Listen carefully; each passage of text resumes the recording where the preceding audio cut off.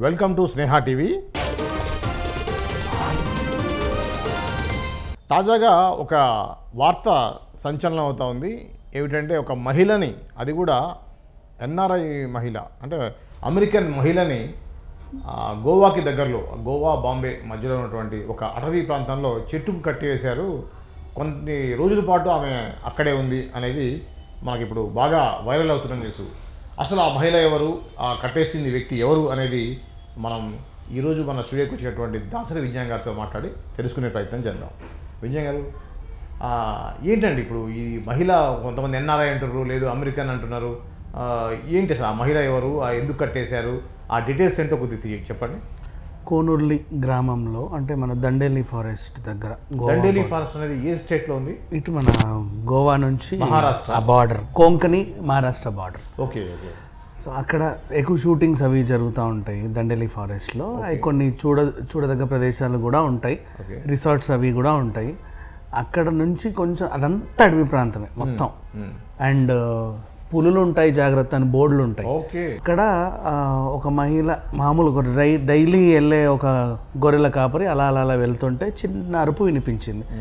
ఏంటో ఏదన్నా ఉందేమో, జంతువు ఏమో, నా మేకల్ని ఏమన్నా చేస్తుందేమో అని అటువైపు కొంచెం దృష్టి పెడతారు. ఏమో నా మేకల్ని ఏమన్నా ఏదన్నా అంటదేమో, ఏదైనా జంతువు వచ్చిందేమో అని అటువైపు దృష్టి పెడతారు వీళ్ళు. ఎందుకంటే దట్టమైన అడవిలో, పులులు తిరిగే అడవిలో ఇప్పుడు కొండ పొలం చేయాలి అనుకుంటే, మేకల్ని కాపర్లు చేయాలి అనుకుంటే కొంచెం జాగ్రత్త వహించుకుంటూనే వెళ్తారు.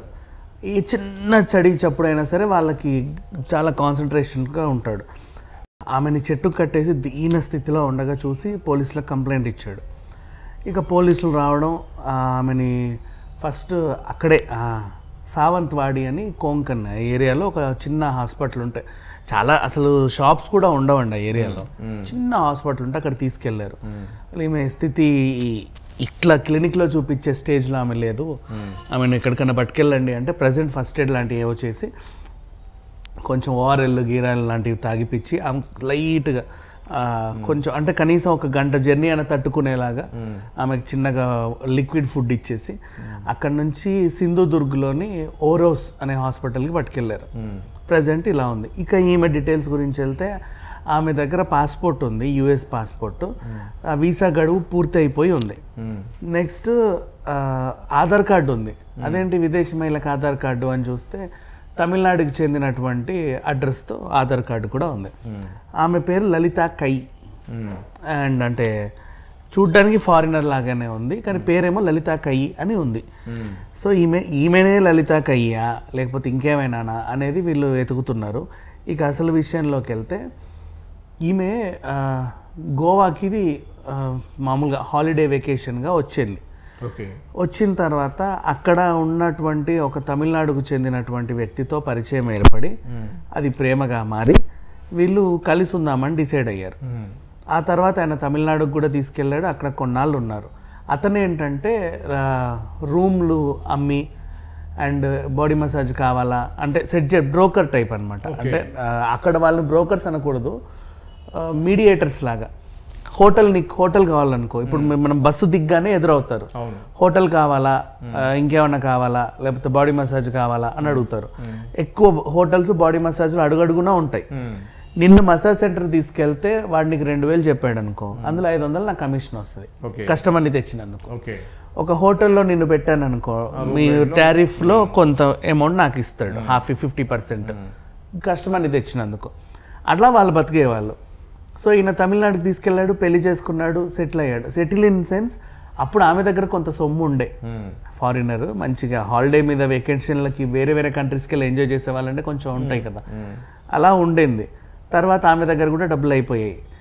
ఈయనకేమో అక్కడ బతకలేని స్థితి. మళ్ళీ గోవాకి వచ్చి సేమ్ అదే చేసుకోవాలనుకుంటేనేమో నామోషి ఫీల్ అయ్యాడు. వయసు పెరిగింది అండ్ ఇప్పుడు ఏంటి మళ్ళీ నేను ఇది మొదటి నుంచి స్టార్ట్ చేయడం ఏంటి, వీళ్ళంతా నా కళ్ళ ముందు వచ్చిన చిన్న చిన్న పిల్లలు, నేనేమో ఎప్పుడో ఇవన్నీ చూసి ఆరితేరున్నా.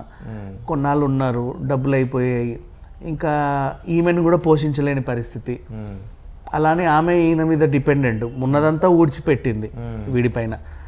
ఏం చేయాలో అర్థం కాల. అదే గోవాలో చూశాడు ఈమెని చంపేద్దాం అనుకున్నాడు ఫస్ట్. గోవాలో చంపితే తెలిసిపోతుంది. పోనీ చంపి గోనె సంచిలో పడేసినా సరే నేను దొరికిపోతా, ఏం చేద్దాము ఒక ఆలోచన వచ్చింది ఈయనకి.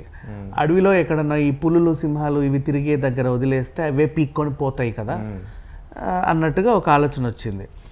అయినా సరే మరి గొలుసుతో ఎలా కట్టేశాడో తెలియదు. గొలుసు తీసుకెళ్ళి ఆమెని అపస్మారక స్థితిలో ఆమె ఇలా ఉంటే ఆమెను తీసుకెళ్ళాడు, ఆమెను కట్టేశాడు. ఆమెకు మెలకు వచ్చిన తర్వాత ఏదో అడవిలో ఉంది, చెట్టు కట్టేసి ఉంది, కాళ్ళు రావట్లా చేతులు రావట్లా, ఎట్నుంచి ఏ సింహం వస్తుందో తెలియదు, ఏ పులి వస్తుందో తెలియదు, ఎలా ఎవరు పీక్కు తింటారో కూడా తెలియదు.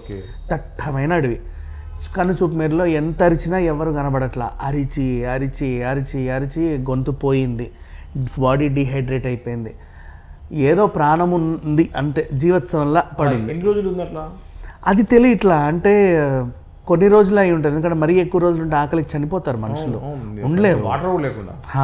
కాబట్టి అడవిలో. అండ్ మళ్ళీ ఇంకొక విచిత్రమైన విషయం ఏంటంటే లాస్ట్ 2 months నుంచి ఈవెన్ ఈ రోజు వరకు గోవాలో ఆ ఏరియా మొత్తం బీభత్సంగా వర్షాలు పడుతున్నాయి, నాన్ స్టాప్ రెయిన్స్. మరి ఏమన్నా రెయిన్ వాటర్ తాగి ఏమైనా ఆమె సర్వే అయిందా, ఎండకెండి వానకి తడిసి, అలా కూడా రెయిన్కి ఎక్కువసేపు ఉన్నా చచ్చిపోతారు మనుషులు. మరి ఏంటో ఏ దేవుడు కాపాడిండో తెలియదు, కానీ మొత్తానికి ఒక గొర్రెల కాపరికి అయితే ఈమె కనబడడం జరిగింది. అండ్ ఆయన కూడా మంచి ఏరియాలోనే కట్టేశాడు దేవుడి దయ వల్ల, ఎందుకంటే ఆ ఏరియాలో కాపరి తిరుగుతున్నాడంటే ఆ ఏరియాకి పులులు రావు కదా. ఒక 1 నెల రోజులుగా ఉండుంటదేమో, అంటే ఆ బాడీ స్థితి చూస్తే చాలా రోజుల నుంచి ఉన్నట్టు ఉంది. అన్ని రోజుల నుంచి మనిషి ప్రాణాలతో బతకలేదు, లేదు అక్కడే దగ్గరలో ఏమైనా ఆకులు అలమలు వేర్లు ఏమైనా తింటూ బతికిందా తెలియదు. అలా తింటూ బతికేది అరుస్తుంది కదా గట్టిగా, అరిచి అరిచి గొంతు కూడా పోయి ఒక టైప్ ఆఫ్ ఏంటంటే మనుషుల్ని అడవిలో వదిలేసిన తర్వాత ఎవ్వరూ లేని చాలా సినిమాలు చూసాం మనం, వాళ్ళ వేషం మారిపోయి అన్ని మన లైఫ్ ఆఫ్ పై లాగా మనిషి సడన్గా లాస్ట్కి వచ్చాడు ఎలా ఉంటాడు అలా ఉంది ఈ అమ్మాయి. సో అంత రేంజ్కి ఎలా వచ్చిందో తెలియదు.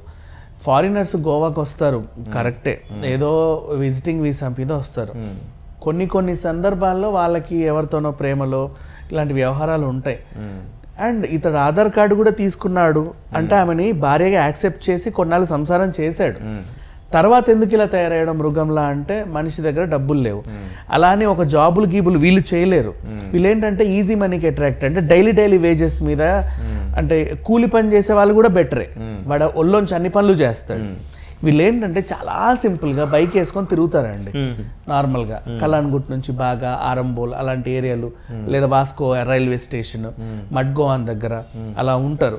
దిగుడు సార్ రూమ్ కావాలా సార్, రూమ్ కావాలా సార్, అది కావాలా ఇది కావాలా, సింపుల్ 10 నిమిషాలు 5,000 రూపాయలు సంపాదించారు హ్యాపీగా. 1000-2000 ఈజీగా వస్తాయి కస్టమర్ పట్టుకున్నామంటే. నెక్స్ట్ మళ్ళీ వాళ్ళకి ఇంకా ఏ ఊరు సార్ మీది, మేము తెలుగు వాళ్ళమే, లేకపోతే మేము లక్నో వాళ్ళమే, మేము ఉత్తరప్రదేశ్ వాళ్ళమే, కొంచెం ఊరు వాళ్ళు కలుస్తారు కదా, అప్పుడు ఇంకేం కావాలి సార్, వాటర్ స్పోర్ట్స్ అది కావాలా ఇది కావాలా, ప్రతి దాంట్లో కమిషన్. కనీసం ఒక కస్టమర్ నువ్వు వచ్చి 3 రోజులు ఉండి వెళ్ళావు అంటే నీ మీద కనీసం 3,000-5,000 సంపాదిస్తాడు వాడు.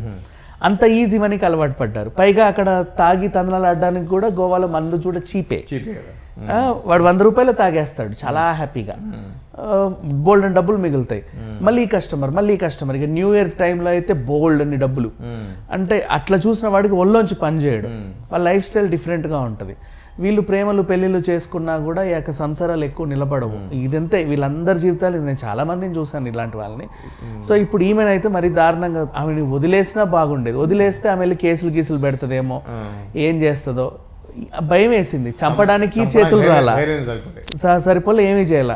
అపస్మారకులు అడవిలో పడేస్తే ఏ పులో సింహం వెతుకుపోతుంది, తర్వాత ఏ కేసు ఉండదు, ఆ గొలుసులు కూడా ఉండవు, ఏదో అట్లా అనుకుని వదిలేసాడు.